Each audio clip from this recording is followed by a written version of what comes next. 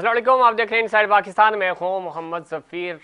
सियासी पारा आसमानों को छूने लगा। एक तरफ इमरान खान के खिलाफ केसेस में तेज़ी से आगे बढ़ रहे हैं और दूसरी तरफ इमरान खान भी जारहाना मूड में खेलते हुए नज़र आ रहे हैं। वफाकी तहकीकाती इदारे FIA ने पाकिस्तान तहरीक इंसाफ के खिलाफ केसेस बनाना शुरू कर दिए हैं फॉरेन फंडिंग के हवाले से। और हुकूमत जो है वो इस वक्त हमें नज़र आ रही है खान साहब के खिलाफ केसेस बनाने में। दूसरी तरफ पाकिस्तान तहरीक इंसाफ ने आसिफ अली जरदारी साहब को निशाने पर रखा और तोशा खाना केस में उनके खिलाफ भी केस बना दिया। अब इस वक्त हम देख रहे हैं कि हुकूमत और हमारे जो सियासतदान हैं उनकी जो तरजीहात हैं वो एक दूसरे को पॉलिटिकली नॉकआउट करना, उनके खिलाफ केसेस बनाना, इन तमाम इश्यूज़ में मसरूफ़ हैं। लेकिन आवाम की तरजीहात उनकी तरजीहात में शामिल नहीं हैं। सैलाब मुतासिन की अगर हम बात करें, इसके अलावा सवात की बात करें, महंगाई की बात करें, तो हुकूमत की तरजीहात में ये शामिल नहीं है। हुकूमत की तरजीहात में इस वक्त मियाँ साहब को वापस लाना, मरियम बीबी को वापस लाना और केसेस ख़त्म कराना। नैब के हवाले से आपको पता ही है कि उसके भी बरकाट दिए गए हैं। तो हुकूमत जो है वो अपनी दौलत बचा रही है, अपने अपने लोगों को बचा रही है। अवाम को कौन बचाएगा, ये सबसे बड़ा सवाल है। बैरिस्टर अली ताहिर साहब और टेलीफोन पे हमें ज्वाइन कर रहे हैं जनाब ताहिर हसन साहब, सीनियर तजियाकार हैं। दोनों मेहमानों को खुशामदीद कहते हैं। ताहिर हसन साहब, गुफ्तगू का आगाज़ आपसे करते हैं। किस तरह देखते हैं इस पूरी सूरत हाल को? इस वक्त हम देख रहे हैं जी इस्लामाबाद फोकस है, पाकिस्तान तहरीक इंसाफ मार्च करने जा रही है। एक चीज़ जो हमें बाजार लगती है उसमें हुकूमत की जो प्लानिंग है, अभी तो उन्होंने ना डेट अनाउंस की, ना बताया कि वो इस्लामाबाद का रुख कब करेंगे, लेकिन हुकूमत जो है वो इकदाम कर रही है। इस्लामाबाद में कंटेनर्स खड़े कर दिए गए हैं और यूँ लग रहा है कि शायद थोड़ा सा ही दूर है वहाँ से किला रोहतास, उसको फतह करने के लिए जिस तरह की बाउंड्रीज लगाई जाती थी पुराने ज़माने में, वैसा माहौल बनाया गया है इस्लामाबाद का। आपको लग रहा है कि हुकूमत प्रेशर ले रही है इस सारे अमल का? हालांकि देखा हमने इससे पहले भी कि इतने लोग तो पहले नहीं आए थे, लेकिन ये सारे टैक्टिक्स और इस तरह के इकदाम करने से शायद पाकिस्तान तहरीक इंसाफ के बयानिए को और ज़्यादा तकवीत मिल रही है। आप किस तरह देखते हैं इसको? हाँ, देखिए जफीर, आपने एक तो बहुत अच्छा आपने जो बताया सारी चीज़ों का, कि किस तरीके से मुल्क हमारा इस वक्त डिवाइडेड है जी। और कहाँ कहाँ किसके पास क़ुव्वत है और कहाँ कहाँ क़ुव्वत का इस्तेमाल जायज़ और नाजायज़ दोनों तरीक़ों से हो रहा है। लेकिन बात यह है कि बदकिस्मती है, ये मैं समझता हूँ इस मुल्क के सियासी लोग जो हैं वो सियासी अफ़हाम और तफ़हीम और सियासी तरीक़ों से मामला को हैंडल करने के बजाय मसल्स पावर पे आ गए हैं। और ये मसल्स पावर माजी में भी बड़े नुकसान पहुंचा चुके हैं और लंबे अरसे तक जो है यहाँ डेमोक्रेसी जो है मुश्किल में रही है। तो ये और ये मैं समझता हूँ कि ये दो पार्टियां जो हैं वो बहुत ही ज़्यादा एक इंतकामी जज्बे के तहत सियासत कर रही हैं। और मैं अगर आप इजाज़त दें तो मैं दोनों पार्टियों का नाम भी लेना चाहूँगा, एक नहीं नहीं, PTI नाम लें और सर, नून ये तो लीग छुपा की। हुआ क्या है? और नून लीग, ये ऐसा लग रहा है कि जैसे मतलब कोई लाहौर के भाटी गेट पे कोई जो है वो क्रिमिनल्स के गेम का मुकाबला हो रहा है। ऐसा नहीं लगता कि कुछ सियासी लोग बात कर रहे हैं, कुछ सियासी सूझबूझ वाले बात कर रहे हैं, कोई विजनरी लोग बात कर रहे हैं जिससे लोगों में होप आए, तार लोगों भाई आप को। बिल्कुल ठीक कह रहे हैं। मैं एक पॉइंट और ऐड करना चाहूँगा। आपने देखा होगा सदर अलवी साहब की तरफ से कोशिश की गई थी, अभी पिछले हफ्ते कराची में हमारी उनसे मुलाकात भी हुई थी, तो वो कह रहे थे कि हम कोशिश कर रहे हैं कि इमरान खान साहब को और वज़ीर आज़म साहब को भी मिलवाएं, उनकी मीटिंग हो जाए ताकि, और वो कह रहे थे कि जल्द ये खुशखबरी भी हम आपको सुनाएंगे।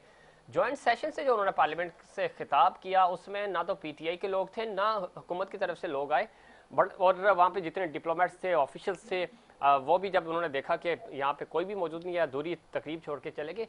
तो एक तरफ तो ये पॉलिटिकल स्टेक होल्डर्स की बात कर रहा हूँ कि वो पार्लियामेंट को इस तरह इतनी संजीदगी से ले रहे हैं। अभी बलूचिस्तान के जो उनके इत्तेहादी हैं, परसों सेशन में उन्होंने ये मुतालबा रखा कि भाई इतने तो हमारे मेंबर्स नहीं है जितने आपने मिनिस्टर्स बना दिए हैं, सबको अपना अपना लालच है और ना यहाँ वजीर आते हैं और ना वज़ीर आज़म आते हैं। तो पार्लियामेंट को तो सियासी जमातें संजीदा ले ही नहीं रही, तो फिर हल कैसे निकलेगा? हाँ, नहीं, मैंने अर्ज किया ना कि देखिए बात यह कि कहीं से हमें कोई सिंसियरिटी, कुछ सोबरिटी और कोई मतलब मैं समझता हूँ कि इंसनिटी के नजर ही नहीं आ रहा है कि सियासत तो होती है लोगों को होप दिखाने के लिए, ड्रीम दिखाने के लिए कि अब के 5 साल बाद हमारा मुल्क यहाँ होगा, अब से 10 ठीक। साल बाद हमारा मुल्क यहाँ होगा। और लोग उसी ड्रीम के सहारे जो है वो आगे बढ़ते हैं, तरक्की करते हैं, मेहनत करते हैं।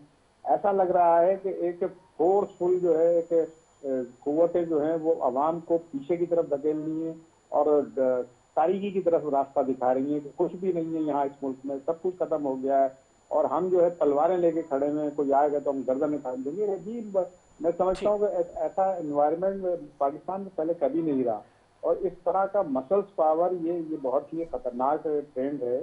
और कम अज कम मैं नहीं समझता था कि नून लीग जो है वो इस तरीके से मैदान में डट के खड़ी हो जाएगी। देखिए बात यह है कि अपोजिशन का काम तो होता है कि शोर मचाना और लोगों को वो बात ठीक है, लेकिन तार साहब हमने देखा माजी में भी नून लीग तो इस तरह के काम करती रही है, तो वो ये अलग बात है कि इस वक्त उनको ये सूट नहीं कर रहा और नहीं करना चाहिए। लेकिन सानिया मॉडल टाउन आपके सामने है, माजी में सुप्रीम कोर्ट पे अटैक्स की बात करें, तारीख भरी पड़ी है।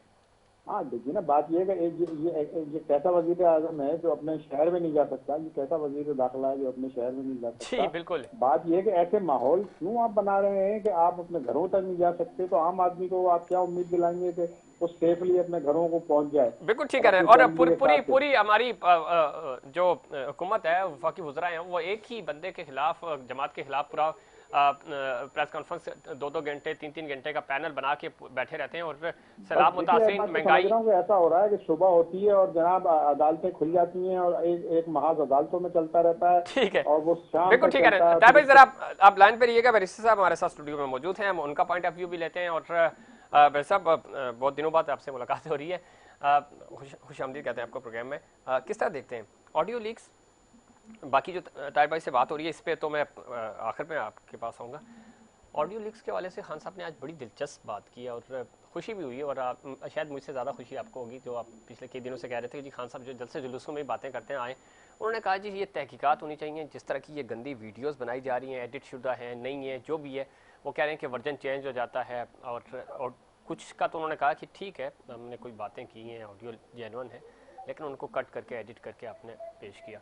दूसरा वो ये कह रहे हैं कि जी इतना हसास मामला है, इसके ऊपर जो एक कौमी सलामती कमेटी की कमेटी तो बनी हुई है तहकीकाती, लेकिन वो कह रहे हैं कि जी जुडिशल कमीशन बनना चाहिए और सुप्रीम कोर्ट जाने का उन्होंने कहा है। तो आप किस तरह देखते हैं कि ठीक है ये इस तरह की जो चीज़ें हैं, बजाय जलसे जुलूसों में इधर उधर बात करने के या मीडिया पे बात करने पे, आप आएँ तहकीकात करें ताकि चीज़ें बेहतरी की तरफ जाएँ। बिस्मिल्लाहिर्रहमानिर्रहीम। ज़फ़ीर साहब, thank you very much for having me on the show and later but always pleasure being here. देखें ज़फ़ीर साहब, बेसिकली मैं तो शायद सरप्राइज़ हुआ, maybe I misheard the ex prime minister. अगर मैं गलत हूँ तो आप मुझे बताइएगा कि मैंने सुना कि उन्होंने कहा कि चलें आप टेप तो कर लेते हैं लेकिन लीक तो ना करें। और ये जो लीक्स हो रहे हैं, इसमें उन्होंने ये बात की, टेप तो होती हैं, हाँ, जो रिकॉर्डिंग्स है ना ऑफिशियल आप देखिए, that was very shocking for me. नहीं वो शॉकिंग फॉर मी। वो कॉल टेप तो एक डिफरेंट चीज है, वो ये कह रहे थे टेप दोस कॉल्स। हाँ, उस पे आ रहा हूँ मैं बता रहा हूँ कि वो असल में थोड़ा सा मिक्स कर दिया जाता है। मैं सिर्फ एक चीज बताना सर, एक चीज मैं बताना चाह रहा हूँ, होता क्या है कि ऑफिशियल जो चीजें होती हैं वो रिकॉर्ड होती हैं, सबको पता होता है कि रिकॉर्ड हो रही हैं, उनको पब्लिक नहीं किया जाता कभी भी ऑफिशियल्स। एक तो ये, दूसरा ये है कि एक कॉल आपकी लैंड नंबर है या मोबाइल नंबर है, जो भी है, वो आपने रिकॉर्ड कर लिया। एक तो है ना डेटा आर्काइव में से लीक कर दिया, एक है रिकॉर्डिंग जो है वो गलत है ये वाली, और उसको लीक करना ये भी जुर्म है। तो खान साहब ये कह रहे थे कि अगर आपको किसी भी प्राइम मिनिस्टर या किसी भी आपको लगे कि यार कोई डेटा निकाल के हमने चेक करना कि क्या बात हुई थी सिक्योरिटी चेक के लिए, तो आप करें, लेकिन उसको पब्लिक तो ना करें। ये देखिए, मैं थोड़ा सा फिर इस बात से डिसएग्री करूंगा। वो मैं इस तरह से करूंगा कि जो टेपिंग की जो बात हो रही है, शायद मैं हमारे पीटीआई वाले दोस्तों को इसको बात को समझना पड़ेगा। There are sessions, two types of sessions. There are in camera sessions and there are public sessions. Sometimes for convenience and for the sake of help in hindsight आप उसको टेप करते हैं, बट यहाँ तो मामला ही अलग है। यहाँ तो मामला ये है कि आपका वजीर आजम जो है वो अपने पार्टी लीडर से बात कर रहा है, आपका इस वक्त जो वजीर आजम बैठा हुआ है वो अपने एक ब्यूरोक्रेट से बात कर रहा है, और वो बात निकल आई है। देखें, ये सुप्रीम कोर्ट लेके जाने की कोई ज़रूरत नहीं है, इस पर जुडिशल कमीशन बनाने की भी कोई ज़रूरत नहीं है, ये चीज़ें जुडिशली हल होने वाली नहीं होती। ये तो फैसला करना है एक्स वजीर आजम ने, और इस वक्त बैठ के वजीर आजम ने, और वो जो एक वजीर आजम पहले कहते रहे हैं कि मेरी रिकॉर्डिंग होती रही है, उन सब ने बैठ के ये फैसला करना है कि अगर हमने अपना जो ओहदा है इसको इज्जत देनी है, then we all have to take a stand against this। और जो भी कर रहा है इसको पूरा एक साइबर सिक्योरिटी, इसका पूरा एक एनालिसिस किया जाए। ये जुडिशरी के काम तो नहीं है, ये एग्जीक्यूटिव के काम है, टेक्निकल लोगों ने करना है। और जो इस मकरूह धंधे में मुलव्विस है, देखिए खान साहब हो, शहबाज साहब हो, नवाज साहब हो, जरदारी साहब हो, कोई भी हो, किसी की कॉन्फिडेंशियल फोन कॉल्स को टेप करना, बाद में उनको लीक करना, ये मॉरली भी जुर्म है, सोशली भी जुर्म है, पॉलिटिकली भी जुर्म है, और लीगली तो मैं आपको बता ही रहा हूं कि जुर्म जुर्म तो है ही सर, जुर्म से तो कोई इनकारी नहीं है, ज़ाहिर है कौमी राज है और आपके एग्जीक्यूटिव बट जफीर साहब, इसको मैं just to summarise my point, आप इसको देखिए, अगर मैं और आप नीचे जमीन पे बैठकर प्रोग्राम करना शुरू हो जाएंगे तो ये हमने डिसाइड करना है, या फिर हम दोनों मिलकर ये डिसाइड लेकिन इसमें करेंगे डिसाइड तो कुर्सी है, पे बैठ के करते यहाँ हैं। मसला ये है ना, डिसाइड करने वाले हुकूमत ने तो ये बात की भी नहीं कि इधर जाएं उधर। खान साहब ने ये काम शुरू किया कि ठीक है तहकीकात होनी चाहिए, क्योंकि ये सबके लिए ही खतरनाक है और एक मजाक है, और कह रहे हैं कि हमारी जो एक फॉलोइंग है उसको भी डैमेज करनी फॉर द एंटायर कंट्री। जी बिल्कुल। लेकिन सर अगर जुडिशल कमीशन बन जाता है और उसके अंदर जो एजेंसीज हैं ज़रा ऑन बोर्ड होंगी, वो अपनी रिपोर्ट्स बनेंगी, तो वो ये कह रहे हैं कि कल किसी को एतराज़ नहीं होगा ना कि यार इस वक्त जो कौमी सलामती की कमेटी बनी हुई है पार्लियामेंटेरियंस पे और वज़ीर दाखिला उसके सरबराह, तो यार उसमें तो तहफ़्फ़ुज़ात है ना सबको कि वन साइडेड हो जाएगा, ऐसी चीज़ें हैं पीटीआई के हक में के खिलाफ ना चली जाए, हुकूमत के हक में ना चली जाए। ये पार्लियामेंट्री कमेटी का वंस अगेन काम नहीं है जफीर साहब, इस बात को यही तो मैं पूछ रहा हूँ, फिर कौन करे? आप कह रहे हैं कि जुडिशल कमीशन भी नहीं बनना चाहिए? ये काम है नेशनल सिक्योरिटी काउंसिल का, they are the ones who have to take it first, but उससे भी पहले ये काम है खुद वजीर आजम और वजीर दाखिला का। ये जिम्मेदारी वजीर दाखिला के ऊपर आयद होती है कि वो इन चीजों को इंश्योर कराए। सर वजीर दाखिला आपके शाजिब खानजादा के प्रोग्राम में बैठ के कह रहे हैं कि ये जो ऑडियो लीक्स हो रही हैं ये हमारी 6 महीने की कारकर्दगी का निशान का सिला है कि देखें लोग बात कर रहे हैं कि हम इतने काम करा रहे हैं। तो फिर उस 3 दिन तक तो उनको ये समझ ही नहीं आई कि ये ऑडियो जो है वो आपके लिए शर्मिंदगी का बायस बन रहे हैं। तो आप उस वज़ीर दाखिला से क्या तो कर रहे हैं? You will have to turn that argument on its head. ये तो ऐसा ही होगा कि मॉडल टाउन के अंदर जिस बंदे को एक जुडिशियल ऑफिसर ने जिम्मेदार ठहराया हुआ हो कि मॉडल टाउन में 16 बंदे मार दिए, उसको भी अब वजीर दाखिला नहीं होना चाहिए था। बट अनफॉर्चुनेट बात है कि वो वजीर दाखिला है, अब वो है तो है तो वो एक्शन नहीं ले रहे ना सर, वो सीरियसली ले रहे हैं इसको। में जफीर साहब आगे प्रोस्पेक्ट में हमने ये तो फैसला करना है कि इस मुल्क का वजीर आजम कोई भी हो, ए हो, बी हो, सी हो, वो लालू प्रसाद यादव टाइप आदमी हो, वो सब इस मुल्क का वजीर आजम कौन है वो बताते हैं हमें, ताकि पता चले ना भाई हम उनके। That is Shahbaz Sharif of course. I mean अगर आप अगर मुझसे कोई शरारती जवाब चाहते हैं, नहीं शरारती जवाब नहीं दूंगा। मैं नहीं, आप बहुत अच्छे बैरिस्टर हैं सर, आप वकील हैं, आप कहाँ शरारती जवाब देंगे। लेकिन हम ये कह रहे हैं कि नजर आ रहे हैं आपको, वो कमांड होती है ना भाई, आप किसी इशू को लेके बैठे, ज्वाइंट सेशन आपका बुलाया गया, आप नहीं आए, चलो ठीक है जी आप मसरूफ होंगे, वो यार पार्लियामेंट में जाना होगा ना आपको, पार्लियामेंट में क्यों नहीं जा रहे? आपका काम है ना कोर्ट में जाना। सबसे बड़ी जो मुझे शिकायत है वो ये है कि जब लास्ट टाइम वजीर आजम साहब कराची आए थे तो आई वाज देयर, और उन्होंने कोई 20 लोग वहां पे बैठे हुए थे, उन्होंने उन 20 लोगों के अंदर बैठ के कहा कि कराची के लिए मैं ये करूंगा, ये करूंगा, ये करूंगा। मुझे कराची से बड़ी मोहब्बत है और नून लीग में कराची का मसला हमेशा मैं उठाता हूं। अच्छा। और मैं आने वाले वक्तों में कराची से इलेक्शन भी लड़ूंगा। बट अब आप देखें कि जो गवर्नर साहब लगाए गए हैं वो नून लीग ने क्या, I don't know what they want to do. अच्छा, उसके बाद लोड शेडिंग जो है वो 10-10 घंटे की लोड शेडिंग उन इलाकों में जफीर साहब जो बिजली के बिल दे रहे हैं, जो हर माह इंक्रीज बिजली के बिल दे रहे हैं, 10-10 घंटे की स्केड्यूल लोड शेडिंग, उसके अलावा जो लाइट जाती है उसका कुछ नहीं। इसलिए तो आपसे पूछा था कि प्रैक्टिकली आपको वज़ीर आज़म के नजर आ रहे हैं। देखिए ना, आप किसी चीज को सैलाब आया, 2005 का ज़लज़ला आया, 2010 का सैलाब था, 10 में पाकिस्तान पीपल्स पार्टी की हुकूमत की, 2005 में उस वक्त सदर थे जनाब मुशर्रफ साहब। हाँ। लेकिन 2010 में आसिफ जरदारी साहब जो पेंच उठा के चले गए जी लेकिन कम से कम कमांड नजर आ रही थी कि यार ये सेंट्रल कमांड है आपकी, प्राइम मिनिस्टर हैं या आपके प्रेसिडेंट हैं, वो लुक आफ्टर कर रहे हैं, चीजें रेस्क्यू हो रही हैं।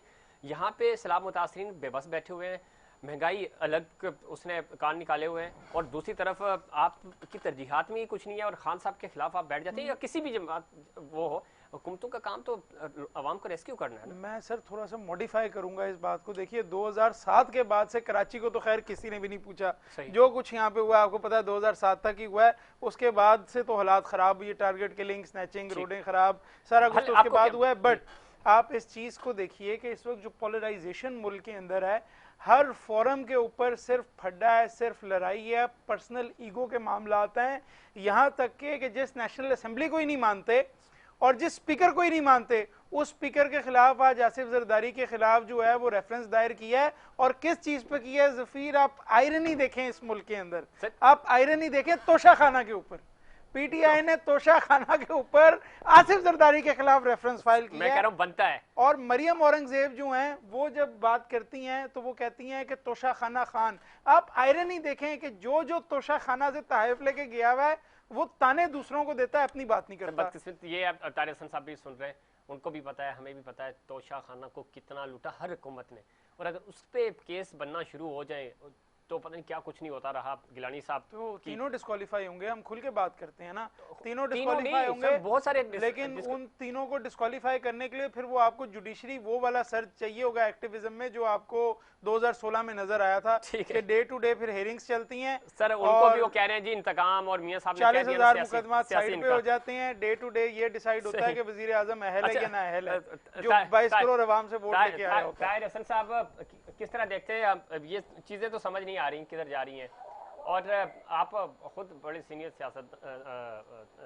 सहाफ़ी हैं और सियासतदानों के साथ बड़े आपके लिंक्स भी हैं, आप समझते भी हैं चीज़ें, ये मामला जा किस तरफ जा रहे हैं? क्योंकि सदर अलवी साहब कोशिशें कर रहे थे कि हम थोड़ा सा डायलॉग की तरफ ले आएँ, डायलॉग नहीं होते हुए नज़र आ रहे हैं, क्योंकि कोई खुद हुकूमत पार्लियामेंट के अंदर मौजूद नहीं है, वज़ीर आज़म पार्लियामेंट नहीं जाते। जो इत्तलात हैं वो बड़ी ख़राब हैं, और वो गालिबन अगर ये क्लैश की तरफ सूरत हाल चली गई या किसी और तरफ चली गई तो मैं ये समझता हूँ कि सिर्फ अवामी नुकसान नहीं होगा और भी बहुत सारा नुकसान होगा, क्योंकि ये मुल्क जो है आपको पता है कि चारों तरफ से घिरा हुआ है मुश्किलात में। हम पहले ही जो कह रहे हैं कि केपी जो है वो बहुत बुरे हालात में है इस वक्त और उस तरफ तवज्जो देने की जरूरत है। सिंध बहुत ज्यादा खराब सूरत हाल में है सैलाब की वजह से, उस तरफ तवज्जो देने की जरूरत है। पंजाब भी, आधा पंजाब डूबा हुआ है, पानी में मुश्किलात में है, तो हमें इस तरफ तवज्जो देने के बहुत शदीद जरूरत है। और मैं तो उम्मीद भी करता हूँ बल्कि रखता हूँ कि हमारे सियासतदान जो हैं वो इस सूरत हाल को संजीदगी से देखेंगे। ठीक, लेकिन आप बिल्कुल ठीक कह रहे हैं, हम भी यही रोज प्रोग्राम्स में बात करते हैं, आप भी लिखते हैं, बोलते हैं, लेकिन बदकिस्मती से तरजीहात नहीं है। तरजीहात अगर होती तो हमें, आज मैं और आप ज़रा सैलाब पे बात कर रहे होते, क्यों इनकी प्रेस कॉन्फ्रेंस अपने प्रोग्राम्स में डिस्कस करते, लेकिन नहीं है। अब उनको या तो लंदन फोकस है, या इस्लामाबाद है, या लाहौर है, या पिंडी है, तो इन चार जगहों के अलावा ये निकल नहीं पा रहे। बाकी इससे बलूचिस्तान तबाह हो चुका है, सिंध बर्बाद है, अभी तक पानी खड़ा है। केपी में जो सिक्योरिटी पॉइंट ऑफ व्यू से हालात हैं बहुत ख़तरनाक हैं, और वो पूरे मुल्क को अपनी लपेट में ले सकते हैं। इस चीज़ को सीरियस नहीं लिया जा रहा। ताहिर हसन साहब बहुत शुक्रिया, अपने प्रोग्राम में वक्त दिया। नाज़रीन वक्त हुआ ब्रेक का, ब्रेक के बाद इन तमाम इशूज़ पे मजीद बात करेंगे। मुस्लिम लीग नून का पॉइंट ऑफ व्यू भी प्रोग्राम में शामिल करेंगे, और हुकूमत क्या हिकमत अमली तैयार कर रही है, और अगर ये मार्च होता है तो इस मार्च को कैसे रोका जाएगा। पाकिस्तान तहरीक इंसाफ दावा कर रही है कि ये पीसफुल होगा, हुकूमत ये कह रही है कि दहशतगर्दी का, और जो ख़ास तौर पे जो लोग आएंगे वो दहशतगर्दी कर सकते हैं, कानून को हाथ में ले सकते हैं, उसको निपटने के लिए हम अपनी तैयारी कर रहे हैं, और वो तैयारी इस्लामाबाद में हमें नज़र भी आ रही है। इस पर बात करेंगे, लेकिन उससे पहले कमर्शियल ब्रेक।